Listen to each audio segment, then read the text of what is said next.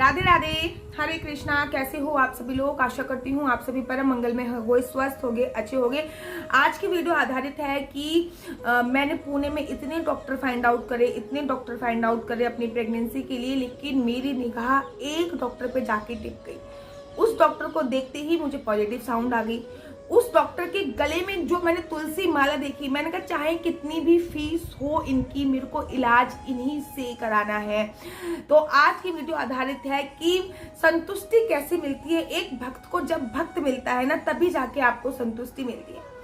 मैं बात कर रही हूँ अपनी प्रेगनेंसी जर्नी की, और आप सभी को पता है कि इस टाइम पे मैं पुणे में शिफ्ट हो गई हूँ। और मैं पुणे में ज्यादा लॉन्ग टाइम के लिए शिफ्ट नहीं हुई हूँ, मैं 2-3 साल के लिए ही पुणे में शिफ्ट हुई हूँ। ऐसा नहीं है कि मैं 10-12 साल पुणे में बिताऊंगी, मैं 2-3 साल बाद वापस आ जाऊंगी, क्योंकि मेरे हस्बैंड की कोई गवर्नमेंट जॉब तो नहीं है। मेरे हस्बैंड की सरकारी जॉब तो है नहीं जो छोड़ नहीं सकते, मेरे हस्बैंड की प्राइवेट जॉब है। अगर 2-3 साल बाद उन्होंने ट्रांसफर नहीं किया तो हम वहां से लीव भी कर देंगे, और अच्छी अपॉर्चुनिटी और भी जगह हमें कहीं मिल सकती है। थोड़े टाइम के लिए आए हैं, दैट इज वेल गुड। अब बात कर रहे हैं प्रेगनेंसी की। आप लोगों को पता है कि मेरी प्रेगनेंसी की स्टेज चल रही है, और मैं इस समय पे मेरा 5वां महीना चल रहा है। जब मैं पुणे में आई, आने के साथ ही तो अभी तक मेरा एक भी रूटीन चेकअप नहीं हुआ था। रूटीन चेकअप मैंने कहा चलो 1 महीना हो गया है मुझे पुणे में लगभग आए हुए, मैंने कहा 1 महीने में एक रूटीन चेकअप तो बनता ही है, और अल्ट्रासाउंड की रिपोर्ट्स भी पास आ गई हैं। हरियाली तीज वाले दिन मैंने बहुत सारे हॉस्पिटल फाइंड आउट करे, बहुत सारे डॉक्टरों से मैं मिली, बहुत सारे हॉस्पिटल फाइंड आउट करे, लेकिन उनसे मिलके मुझे वो बस डॉक्टर वाली फीलिंग आ रही थी। उससे पहले मेरा इलाज गाजियाबाद में चल रहा था, और जब मैं गाजियाबाद में अपना इलाज कराया मैंने, तो गाजियाबाद में पहले मैंने दिल्ली में एक डॉक्टर देखा, फिर दिल्ली के बाद मैंने दूसरा डॉक्टर देखा, उससे भी मेरे को पॉजिटिव फीलिंग नहीं आई। तीसरा डॉक्टर देखा, उससे भी पॉजिटिव। बात होती है कि जब आपको पास पॉजिटिव फीलिंग आ जाती है तो आप उस डॉक्टर के साथ कंफर्टेबल हो जाते हो। मैंने गाजियाबाद में भी 2-3 हॉस्पिटल फाइंड आउट करे थे, लेकिन मेरे को पॉजिटिव फीलिंग नहीं आई थी। लास्ट में मेरे को गाजियाबाद में जिस मैडम के पास जाके पॉजिटिव साउंड आई या पॉजिटिव फीलिंग आई, वो कृष्ण जी की भक्त थी। और वो भी मुझे दूसरी तीसरी विजिट में पता चला कि मेरे घर पे भी बाल गोपाल लड्डू गोपाल है। ऐसे जब हम कन्वर्सेशन कर रहे थे तब उन्होंने बोला कि मेरे घर पे भी लड्डू गोपाल है। तो अब बात कर लेती हूँ मैं पुणे की। तो पुणे में मैंने कम से कम बहुत अच्छे हॉस्पिटल भी फाइंड आउट करे, और थोड़े लो लेवल के हॉस्पिटल भी फाइंड आउट करे, लेकिन मेरे को किसी भी डॉक्टर के साथ पॉजिटिव फीलिंग आ ही नहीं रही थी। मुझे समझ में नहीं आ रहा था कि मुझे क्या करना है क्या नहीं करना है। लास्ट में थक हार के मैंने एक ऑटो वाले से, यहाँ पे हमारे पास गाड़ी नहीं है, हम अपनी गाड़ी गाजियाबाद में सेल आउट करके आए हैं, एक ऑटो वाले से थक हार के मैंने ये बोला, जब हम घर आ रहे थे ऑटो करा हमने घर आने के लिए, लास्ट टाइम था कि घर आने के लिए ऑटो करा था, बहुत एजिड लग रहे थे। मैंने उनसे कहा, मैंने कहा अंकल जी कोई ऐसा हॉस्पिटल है यहाँ पे नॉर्मल डिलीवरी के चांसेस हो, चाहे पैसे अच्छा ले ले, लेकिन 99% चांसेस हो कि हाँ नॉर्मल डिलीवरी ही कराते हो। तो उन्होंने मुझे एक हॉस्पिटल का नाम बताया। मैंने कहा uncle ji if you possible, क्या आप मुझे वहाँ पे लेके जा सकते हो? वो मुझे वहाँ पे लेके गए, और मैं उन डॉक्टर से मिली तो उन्होंने प्रैक्टिस ही बंद कर दी थी। मतलब वो कुछ ज्यादा ही ओल्ड थे, तो उन्होंने प्रैक्टिस ही बंद कर दी थी। मैंने कहा अंकल जी कोई दूसरा हॉस्पिटल है क्या?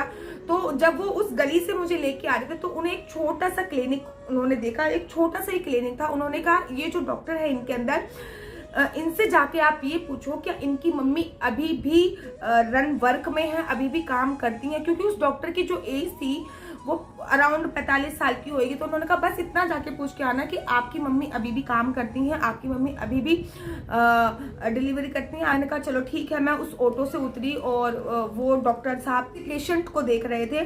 टाइम लगा तो ऑटो वाले जो अंकल थे वो खुद ही आ गए। तो मैंने उनसे बोला आप ही अपनी लैंग्वेज में कन्वर्सेशन कर लो, क्योंकि मुझे मराठी लैंग्वेज नहीं आती, और यहाँ पे बेसिकली सब मराठी लैंग्वेज का ही यूज करते हैं। तो उन ऑटो वाले ने उनसे डॉक्टर साहब से कुछ कन्वर्सेशन करी, मुझे नहीं पता क्या कन्वर्सेशन करी होगी। तो उन्होंने कहा 2 मिनट के लिए आपको डॉक्टर मिलने के लिए बुला रहे हैं, 2 मिनट के लिए डॉक्टर मिलने के लिए बुला रहे हैं। तो मैंने कहा चलो चली जाती हूँ। मैं गई तो उस डॉक्टर ने बहुत पॉजिटिव साउंड से मुझसे बोला, अरे सबसे पहले आपका 5th मंथ स्टार्ट हो गया है, आप सबसे पहले एक सोनोग्राफी करा लीजिए। उसके बाद अब मेरे को सोनोग्राफी की रिपोर्ट्स, वो मतलब बेसिकली जच्चा बच्चा डिपार्टमेंट के नहीं थे, वो बस ऐसी लोकल से डॉक्टर थे, कोई जच्चा बच्चा डिपार्टमेंट नहीं था, बस ऐसी जैसे कि सर्दी खांसी जुकाम आ जाए तो उसके थे। तो उन्होंने कहा सोनोग्राफी के लिए मैं आपको प्रेफर कर देता हूँ, ये लैब है, आप इस लैब में जाके सोनोग्राफी करा लीजिए एटलीस्ट, फिर कल आप आके मुझसे मिलना और मैं आपको एक बहुत बहुत अच्छी लेडी डॉक्टर बताऊंगा जो 99% डिलीवरी का, नॉर्मल डिलीवरी का 9% केस नॉर्मल डिलीवरी के हैंडल करती है। हाँ, 1% अगर पेशेंट में कोई कमी हो जाए, जैसे कि बच्चा अंदर पोटी कर दे या फिर कोई बच्चे का सिर भी कुछ चढ़ा हो, तो अलग बात है। लेकिन अब आपका 5th मंथ स्टार्ट हो गया है, तो सबसे पहले आपको एक सोनोग्राफी अवश्य, अल्ट्रासाउंड अवश्य कराना चाहिए। उन्होंने एक कागज में मेरे को लिख दिया और उनकी जो भी फीस थी मैंने उनको दे दी। मैंने अपने हस्बैंड से बोला, मैंने कहा कल यहाँ पे जाएंगे। हम लोग आए घर पे, तो उन्होंने जिस लैब का मुझे एड्रेस दिया था, मैं उस लैब के बारे में फाइंड आउट करने लगी कि उसके जो लैब है, क्योंकि ये 5th मंथ की जो अल्ट्रासाउंड होता है ये बहुत ज़्यादा इंपॉर्टेंट होता है। इसमें जो बच्चे की पूरी ग्रोथ के बारे में पता चलता है कि उसकी आंखें बोथ आर वर्किंग, उसके लिप्स अच्छे हैं कि नहीं, मतलब 99% आपको पता चल जाता है। 1% तो भगवान के हाथ पे भी हमें सब कुछ छोड़ना पड़ता है कि उसकी ग्रोथ ठीक से हुई है नहीं हुई। अराउंड 15 से 20 मिनट का ये अल्ट्रासाउंड होता है, तो इसमें डॉक्टर की क्वालिफिकेशन बहुत अच्छी है। अच्छा डॉक्टर होना चाहिए इस टाइम पर। मैंने देखा डॉक्टर आदित्य था वहाँ पे और उसके रिजल्ट बहुत ही ज़्यादा अच्छे थे। मैं अगले दिन गई, अगले दिन जाने के बाद मैंने सोनोग्राफी कराई, अल्ट्रासाउंड कराया और डॉक्टर सच्ची में बहुत बहुत बहुत ज़्यादा अच्छे थे।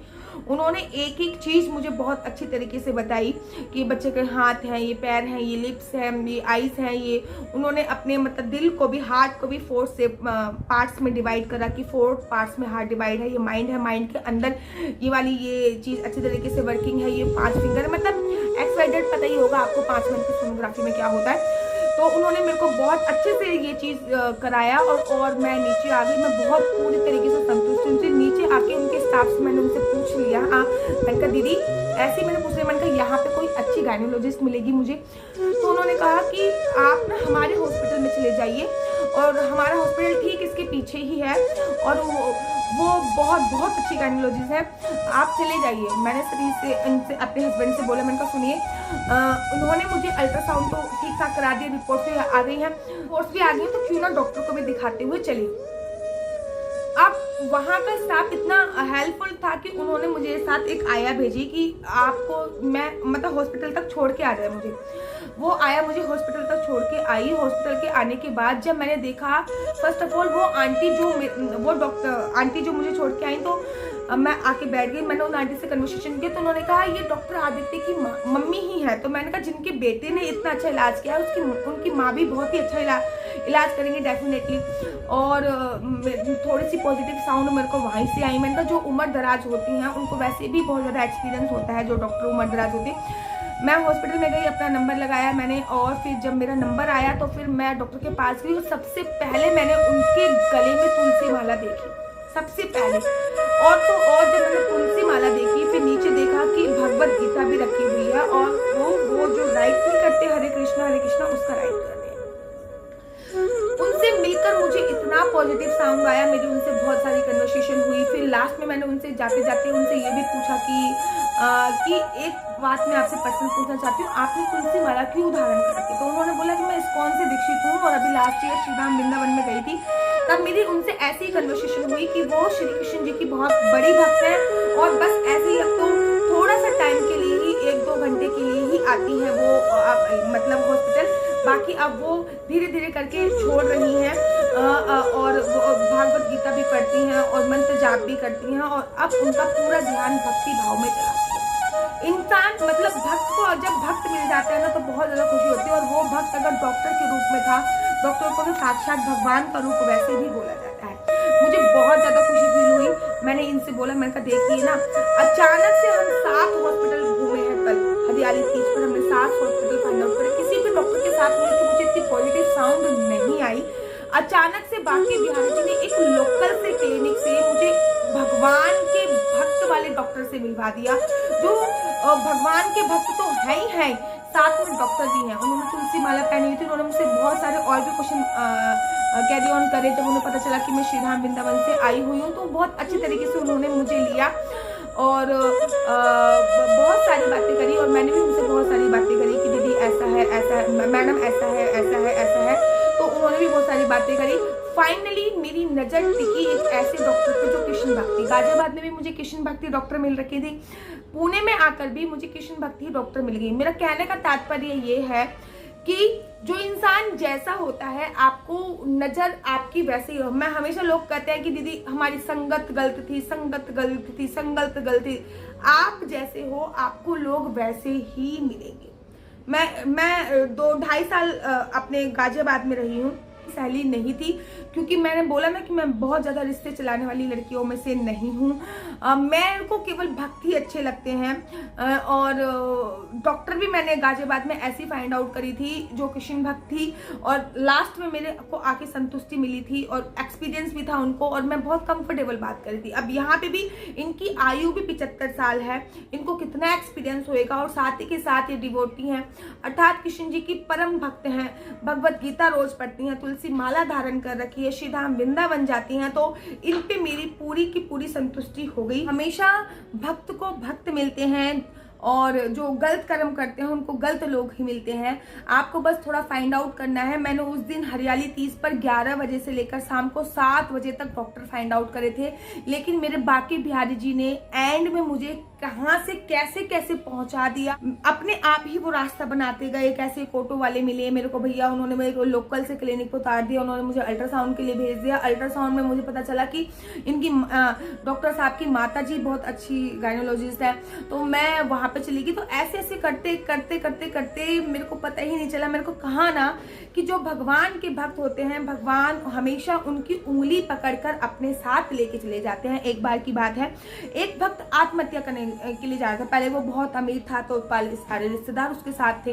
धीरे धीरे करके उसका कारोबार ठप होता चला गया। जब उसका कारोबार ठप होता चला गया तो वो गरीब हो गया। जब वो गरीब हो गया तब उसने सोचा कि अब तो कोई भी मेरे साथ नहीं है, तो चलो मैं सुसाइड करने के लिए चल देता हूँ। जब वो सुसाइड करने के लिए जा रहा था ना, तो समुद्र में डूबने के लिए जा रहा था, तो उसने देखा कि रेत पर केवल उसी के पैरों के निशान थे। उसने कहा पूरी जिंदगी भगवान मेरे साथ रहे, जब तक मैं अमीर था अच्छा अच्छा उनको खिलाता था तो वो खाते थे, अच्छा अच्छा पिलाता था तो पीते थे।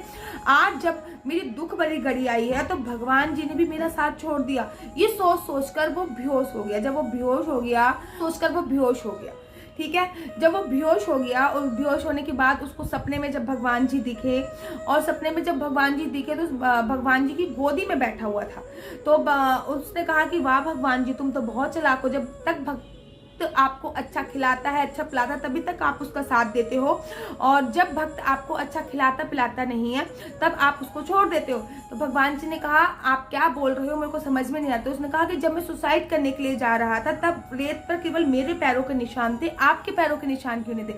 भगवान ने कहा वो जो पैरों के निशान थे ना, वो मेरे ही पैरों के निशान थे। मैं तुझे अपनी गोदी में लेकर चल रहा था, तो जब तू बेहोश हुआ तो तू मेरी गोदी में गिरा हुआ था। तो भगवान अपने भक्तों को उंगली पकड़कर सही रास्ता दिखा देते हैं।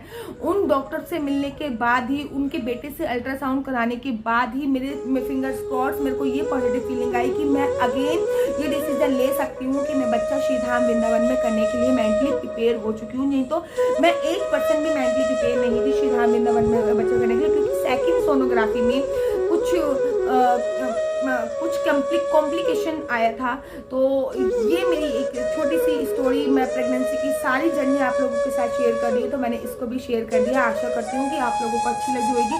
अगर आप लोगों को मेरी वीडियो अच्छी लग रही है तो आप अपना यूट्यूब चैनल हरि बोल को लाइक से सब्सक्राइब करना बिल्कुल भी मत भूलिए। तब तक के लिए मुझे दीजिए इजाजत। राधे राधे, हरे कृष्णा, हरि बोल।